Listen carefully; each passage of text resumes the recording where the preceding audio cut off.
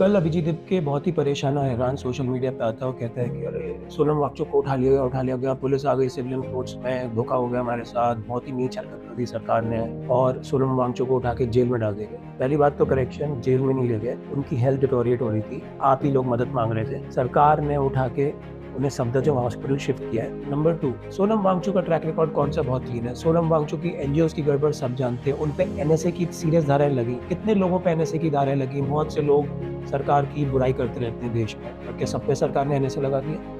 आपने देखा होगा चुनिंदा लोगों पे भी एनएसए नहीं लगाया, बड़े से बड़े दुश्मनों पे भी एनएसए नहीं लगाया। जब किसी ने कुछ करा होगा, मतलब the government doesn't have a track record of using NSA just to settle their political scores. This government doesn't have that track record. So अगर सोनम वांगचुक पे एनएसए लगा है तो उसका जवाब दें, वो क्यों लगा?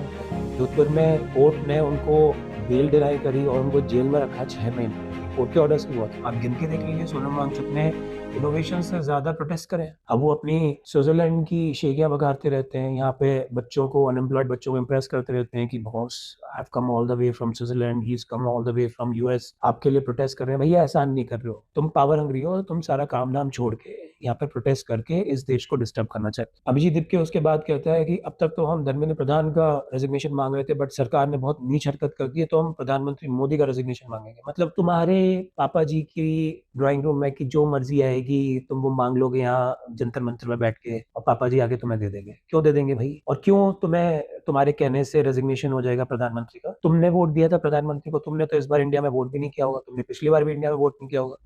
तुम बाहर बैठे हो, ये देश बहुत अच्छा है कि इसने तुम्हें परमिशन दी, नहीं देते तो तुम बोलते डेमोक्रेसी नहीं है। इन्होंने तुम्हें परमिशन दी, इंडियन ओरिजिन के हो, आए, तुमने किया, ठीक है, but now let's get technical. तुम प्रधानमंत्री का रेजिग्नेशन मांग रहे हो, तुमने वोट दिया है, तुम इस डेमोक्रेसी का हिस्सा नहीं हो। और डेमोक्रेसी पार्लियामेंट में है, डेमोक्रेसी जंतर मंतर पे नहीं है। हम वोट देते हैं 5 साल के लिए, पार्लियामेंट में बैठ के, एक सिस्टम बना हुआ है ताकि एनार्की ना हो।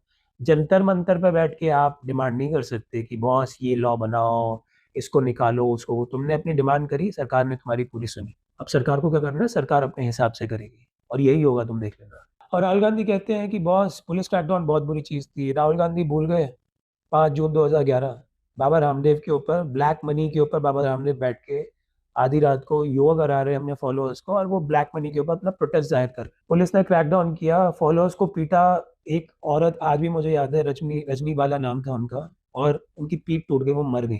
ये एक बहुत ही शर्मनाक टाइम था जब डेमोक्रेसी की हत्या हुई, बट राहुल गांधी को वो नहीं दिखती। ठीक है, तो राहुल गांधी को अपनी सरकार का किया हुआ जायज लगता है, और he has no moral grounds after 5 June 2011 to say कि police crackdown on protests is not acceptable in democracy.